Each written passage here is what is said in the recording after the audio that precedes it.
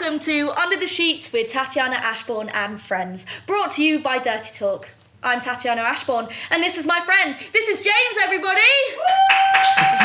Welcome to Under the Sheets with me, Tatiana Ashbourne, and all my friends. Laugh about it. Give it to me, baby. Learn about it. Love it or hate it. Let's do it. Under the Sheets with Tatiana Ashbourne and friends. Coming up in this episode. And would you like children? No. No. I think I'd rather have... I'm very much into cats. I don't have any cats. I'd rather just have a family of cats. That's great. Stay tuned for more.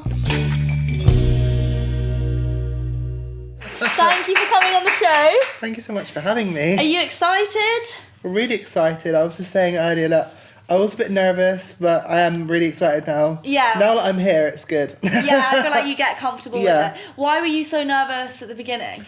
I think because I've never done a podcast before. I've done a lot of gigs. I've done a lot of music stuff, and I would say that I'm not necessarily the most comfortable talking, but I feel like if it's music, I'll just be I'll just carry on doing it. But if I'm talking, I'm just do people really want to listen to this? Yeah. And do you feel comfortable talking about sex and relationships? Or is it something that you've not really spoken about? So I do and I don't. Yeah. So I definitely have my people that I would discuss it with. Yeah. But I feel in terms of but there's also people that I wouldn't discuss it with. So I think it's definitely a tension of I'll go to this person with that thing, or I'll go to that person with that thing. Yeah. And then I just won't touch upon it with that person. So I think it's kind of a mixed thing for me, but I kind of just try and see an overview of it and kind of run with that, really. Yeah, definitely. Which type of person would you not discuss it with? What are their personality traits that you would be probably not best to discuss it? I feel I'm a very big supporter of treating women with respect. So I think there are certain people who have... That's okay. And I feel I'm a very strong advocate for that. So I know that people who are quite misogynistic and sexist, I wouldn't talk to them about relationship advice or sex advice, because I'm imagine your view on this or imagine your view on that. Yeah. I definitely feel I have to share my views on people who have a very similar view to myself. Yeah.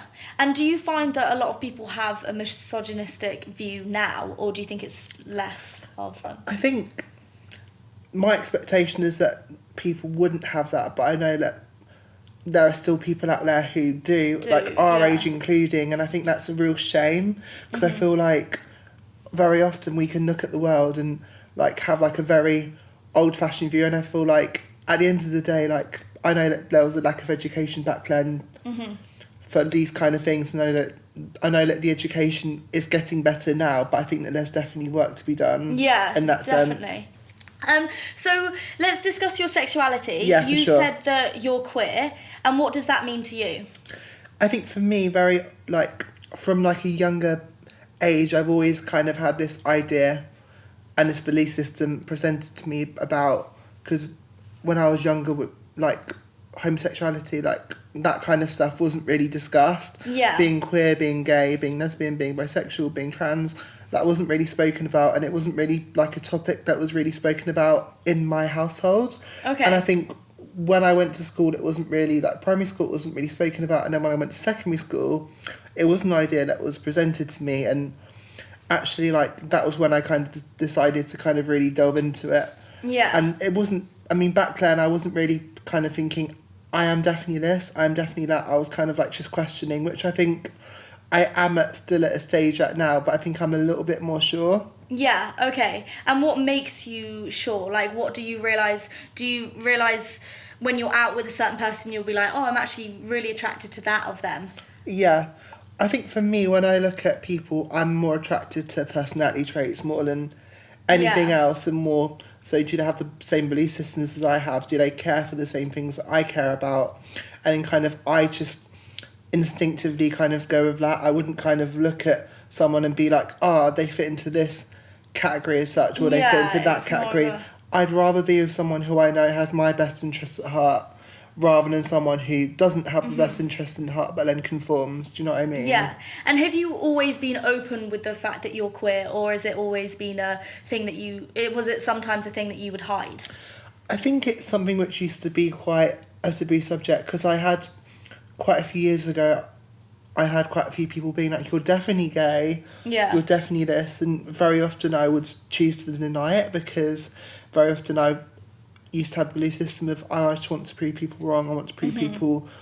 I think that that's definitely something which I've had to kind of face growing up, because I'm autistic. So I feel like that's definitely something a trait which I've carried on with, not only in that aspect, but other aspects of my life too. And I think when people have kind of put that label on me without kind of me knowing that about myself, it was very hard. And I think for me, that's when, I think it wasn't necessarily something that I was trying to hide, but it was just like, I wasn't sure what to say to kind of please them, as it were, because I could say, yes, I am gay, and then they would be like, oh, we always knew, but then I could be true to myself. Yeah. Which I found very difficult. So I was very much like going down the road of, oh, I'm straight, when actually really I wasn't really sure what I was. And I think them instantly putting that label on me just confused me. Yes, yeah, definitely, because someone's sort of deciding it for you before you figure it out for yourself. Yeah. Yeah.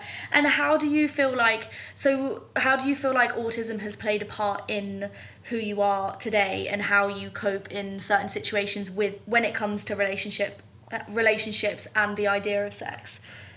I think for me, with my autism, I think I can very much look at it with... I take it with a grain of salt, really, because it can add insecurities in some areas, because sometimes I can be like, well, maybe people can see some things that I'm doing that I can't necessarily see, or maybe people view me differently, and very often I can get these thoughts in my head, like lies about myself, and it just gets quite difficult. And I think that in terms of relationships, like, yes, I'm definitely open to having a relationship, but I definitely think it can hold me back in some sense, because I think very often I can think, wow, this is an insecurity for me. I don't think that people would kind of necessarily go over that insecurity knowing that I'm autistic. Yeah. And very much I have that in the centre of my mind. But I think also, like, it makes me very cautious of who I'm with, because I don't want to be with someone who takes advantage of me, which ultimately, having autism is something which can definitely... I've definitely seen, like, people take advantage of other people who are autistic, and I think that's definitely something that I'm very mindful of, because I don't want to put myself in that position. Yeah, in what way does someone take advantage? Like, financially. Okay. That kind of way, really. Yeah, I see, yeah. And do you think being autistic affects you with intimacy? I've never really kind of gone into that subject before, but I think in terms of intimacy, I don't think that it necessarily does. I'm quite an open person. I'm quite high functioning anyway, so I'm quite like, a physical touch doesn't really affect me. So I feel like in terms of intimacy, I don't really kind of struggle with that as such. Yeah. Okay. And is it more like an emotional thing that you find it difficult to connect with people in a certain way, or how is it in regard that the autism would affect you in a sexual relationship, let's say?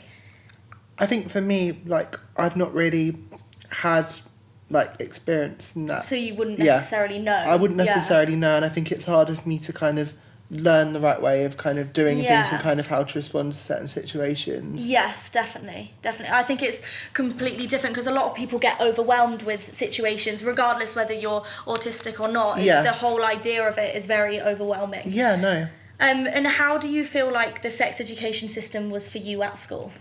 At school, I definitely think that, obviously, back when my parents at school, it was a taboo subject, so they didn't really discuss it as such. And I think growing up in school, like, it wasn't so much a taboo subject, but it just wasn't something that was really brought up. Yeah.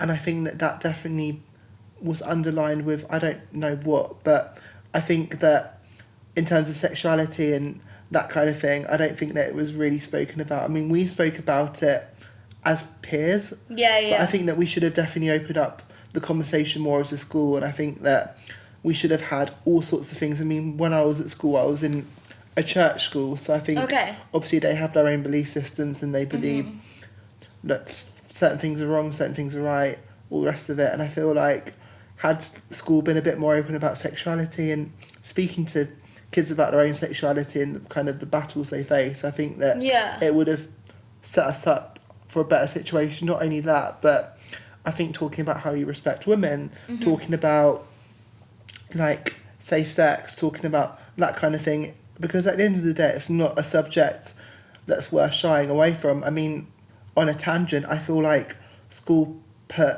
such an emphasis on teaching certain subjects, whereas actually life skills that we actually need.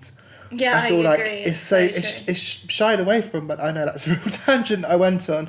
And I think that sex is a part of that, because at the end of the day, I mean, it's not a life skill, but at the end of the day, it's something that we all have, that we're all exposed to in later life. Yet why isn't school talking about it? And I feel like if we talk about things like respecting women, at the end of the day, like, yeah, we wouldn't have so many of the problems if it was already spoken about, because at the end, like I said, people won't know how to respond to certain situations had they not had the experience of talking about it. Yeah, no, definitely, I completely agree. And how do you think, did you ever have a sex education, like, intimate lesson?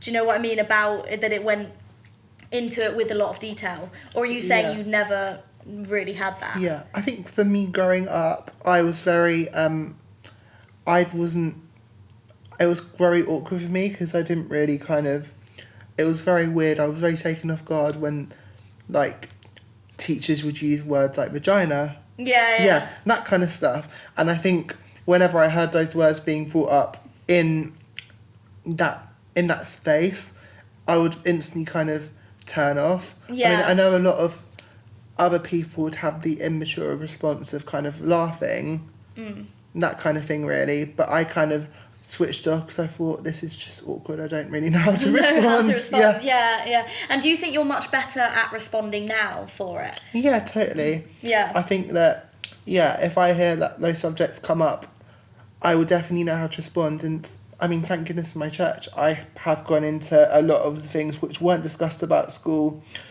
with church, and that's definitely helped, because I think I'm definitely now in a better position than I was back then. Yeah.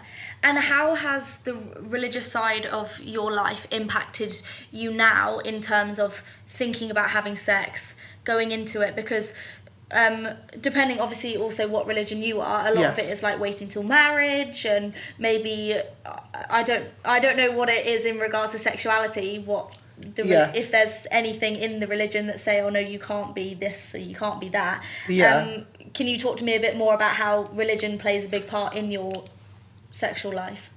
Yeah, for sure. So I'm a Christian. I go to church every week, and I love it. I love being part of a community, and I love being part of something that's bigger than myself and kind of contributing in that kind of sense. And a lot of the stuff in terms of the creativity that I do, in terms of the music that I do, has come from the church, and I'm really, really grateful. And going back to your question in terms of sexuality, I mean, quite a lot of churches will say, no, you can't be gay, no, you can't, like a lot of different belief systems. And I think that, like, within churches, I think there's always going to be that differing belief system of, oh, we believe this at this church, or we believe that at another church. Yeah. But my church is quite liberal, so when I came to them and I said to them, like, look, I'm queer, they were very accepting of it. I mean, we even have a drag queen at my church. So it was very, very accepting. Yeah. They're very accepting people. And I think if someone was to come up to church and say to them, like, I don't think anyone ever would, but, like, I have had sex outside of marriage, because that's, as Christians, that's something which we believe we don't necessarily do. I feel like church wouldn't kind of turn the person away. They'd just be like, okay, that's fine. Yeah.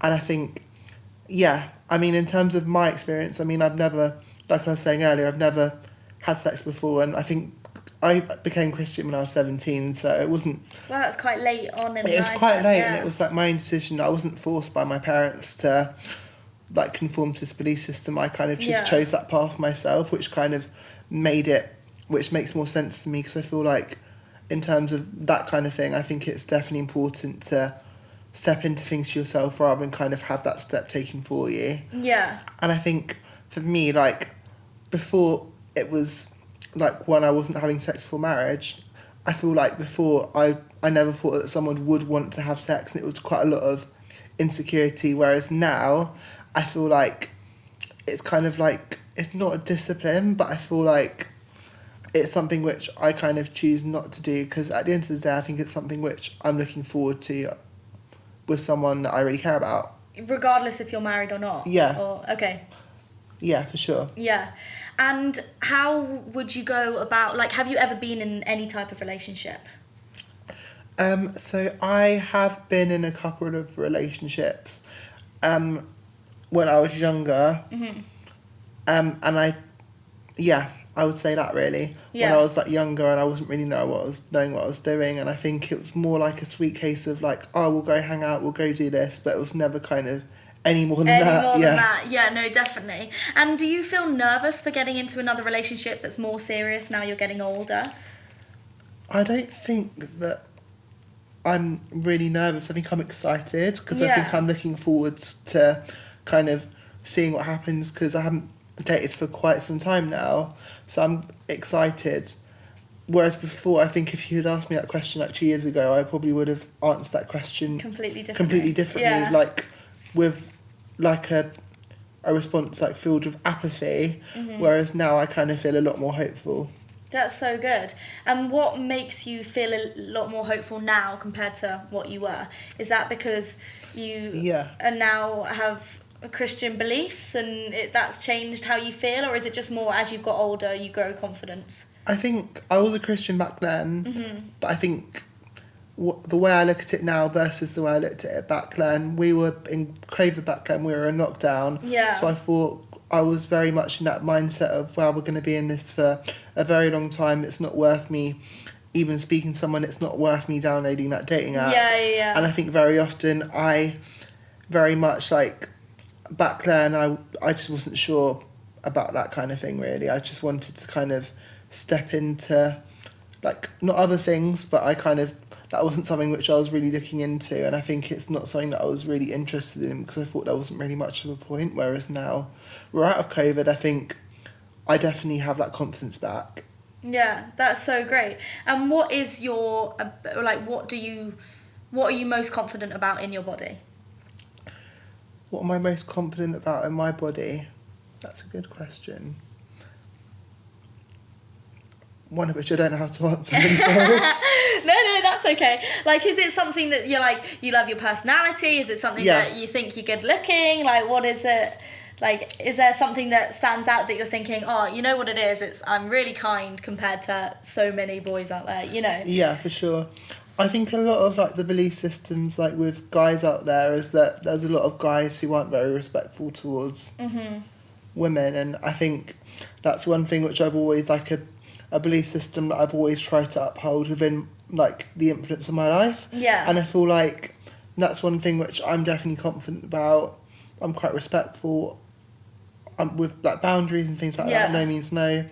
And I think in terms of that, I think that's one thing which I can go forward feeling confident about. Yeah, which is amazing. So well done for being that person. Have you always had an open relationship with your parents regarding sex? Well, we haven't really had many conversations about that because when I was younger, I was feeling quite awkward, and I feel like when I became more comfortable talking about it was obviously when I was an adult, and I felt back when I was like 18, 19, when I was ready to talk about it, oh, well, I'm too old to talk to my parents about it. I feel like I want to go and talk to other people about it. Yeah. And does it bother you that you think you're too old to talk to your parents about, or is it something that you think, well, it's just that time in my life where I don't need my parents? I think it's more so the latter, but I feel like I think for me, I feel a lot more confident opening up to other people as well, like opening up to my therapist, opening up to my friends, and I feel like having those conversations with other people, and then kind of, I think for me, my relationship with my parents is quite light, as it were, so I kind of, I don't really like talking about heavy topics with them. I'd rather kind of leave heavy topics Keep to people. For the therapist. Yeah, very true. Yeah, literally. Okay, it's very interesting. So what do you think it means when someone says they're in love? What do I think it means? I think love is a very it's a basic term, but it's also a very broad term, because I feel like there's many different definitions, many different like interpretations of what love is. And I think that if you ask me what love is, and then if you ask someone else what love is, it could be a completely different answer. But I think for me, what I've seen, love is just, it's more than a feeling. It's more than words. It's more than saying like I love you, but it's actually like putting that into practice, actually going out of your way for someone, and actually treating people with like an equal level of respect. And actually, I feel like love can often be misconstrued or like pigeonholed down to just words, like saying I love you. And I think it's great when people say that, but then if that's the only thing that you're saying to someone, then is that true love? Yeah, definitely. And what would you want someone to do for you? Like, what would show that they're in love with you? I think someone who's willing to listen, someone who's loyal, someone who actually has your back in arguments, someone who I'm actually able to go to and not feel like scrutinised, as it were. Like actually being able to have that confidence and saying to someone like, look, this is something that I'm struggling with, like mental health wise, or this is something that I'm going through, and like not feeling like I'm going to get this response, but actually like I like having someone who's going to listen rather than kind of always have an answer, because I feel like at the end of the day, someone's idea of a good answer might be my idea of a bad answer. And I think it's kind of like just finding that balance, really. Definitely. And do you feel like the way you've watched your parents' relationship has affected what you want going forward? I obviously don't know whether your parents are still together or not, but do you see that what they've had or have, like, do you want the same? Do you not want the same? I think in terms of what my parents have, it's definitely something special. They've been together 27 years. Wow. And I think that's definitely special, and I think that's definitely something to like look at like with like a great perspective. And I think that's definitely something that I'd love, but I'm definitely open to other things, really. Yeah. And would you like children? No. No. I think I'd rather have... I'm very much into cats. I don't have any cats. I'd rather just like have a family of cats. That's great. That's so good. Oh my goodness. Why is it that you don't want children? I think for me, like, in terms of like children, I feel like I'm very much like I'm quite free, and I quite like the flexibility of kind of knowing that I can go and do things. And I feel like having children, I feel like it would take away a lot of the freedom that I feel like I do have now. Yeah, definitely. I mean, but then having cats, yes. that means you have to be there to feed them every day. This is true. That's so funny. So how would someone flirt with you? How would you know someone's flirting with you? Or how would you flirt with someone else?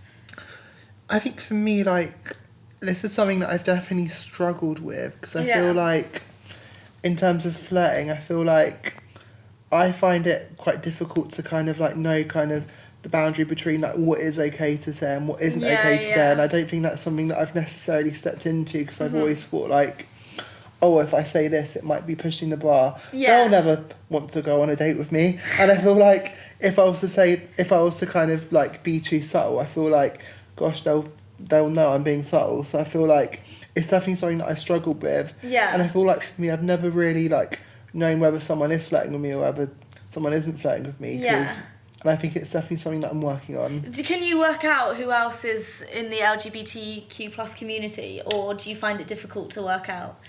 I have like a gut instinct. Okay. But I sometimes have to ask like... Yeah. Yeah. Okay. And then they'll tell me like... Most times I've been right.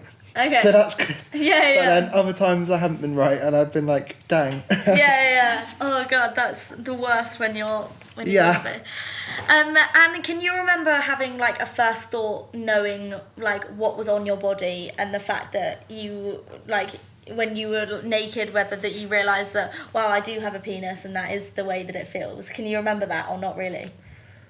I can't really say I remember that feeling. Yeah, but you don't know like the way you are now and not having like much sexual experience. Are you able to like experience it with yourself, or do you avoid it completely?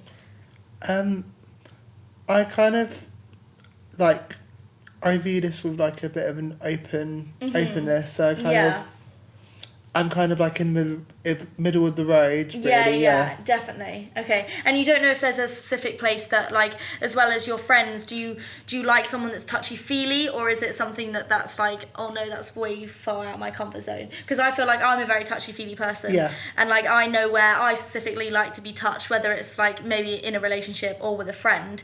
Yeah. But obviously very different touching. Yes. But, like, do you have a place where you think, oh no, I like that, I feel comfortable if I'm touched there, or Yeah, I'm quite touchy-feely as well. Okay. And I feel like I actually appreciate it when people are, because I think it definitely puts me at ease. Oh, okay, that's good to know. That's interesting. Yeah, but I feel like, so I definitely feel comfortable when people are touchy-feely, because I feel like I definitely relate to that. Yeah, definitely. Wow. Well, we're going to go to audience questions now, so we'll see if we have any. Right, okay. What would your perfect date be? Is it a restaurant? Is it a cinema? Is it, I think my perfect date would probably be, maybe just, this is very difficult because I feel like I have loads of different answers to all these questions, and you're probably like, just give me one answer. No, give them all. I feel like I've definitely, like, fantasised over, like going to the beach, but I feel like now, maybe it's, like, just going for, like, drinks, dinner. Like, okay. Yeah. And why has it been to go to the beach?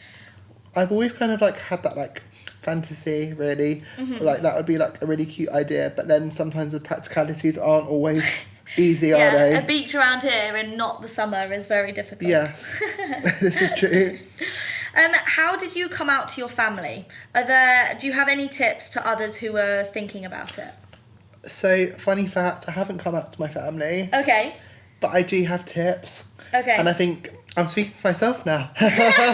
Advice to my future self, not my past self, my future self. I feel like for me,